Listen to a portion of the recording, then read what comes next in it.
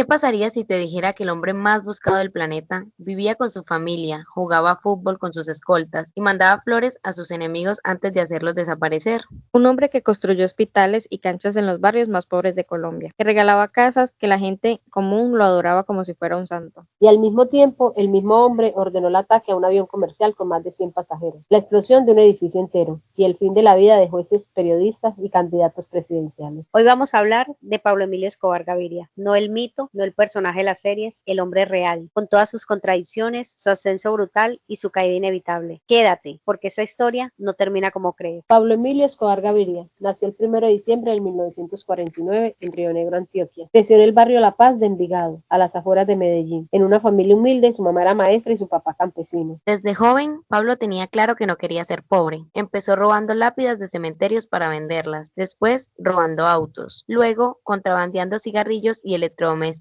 Era inteligente, carismático y completamente dispuesto a cruzar cualquier línea. En los años 70, Colombia vivía una tormenta perfecta. El Estado era débil, la pobreza enorme. Y en Estados Unidos, una nueva demanda lo estaba cambiando todo, el polvo blanco. Pablo lo vio venir antes que nadie. A finales de los 70, Pablo ya no era un ladrón de barrio, era el centro de una red que movilizaba toneladas de sustancia ilegal hacia Estados Unidos. Su fortuna crecía tan rápido que, según él mismo contó después, gastaba millones de dólares solo en ligas para amarrar los billetes. Pablo quería poder político, no solo dinero. En 1982 fue elegido como suplente al Congreso de Colombia. Se vistió de político, fue a los eventos, posó en las fotos. Pero un ministro llamado Rodrigo Lara Bonilla lo denunció públicamente por sus vínculos con el crimen. Pablo no olvidó esa afrenta. En 1984, Rodrigo Lara Bonilla fue atacado por personas en una motocicleta, mientras viajaba él en su carro por Bogotá. Tenía 36 años. Era el primer ministro en ser eliminado en Colombia en el siglo XX. Ese fue el comienzo de lo que muchos llaman la guerra más fuerte que ha vivido Colombia. Pablo declaró una guerra total al Estado, a la extradición, a los jueces, a los periodistas y a cualquiera que se le pusiera enfrente.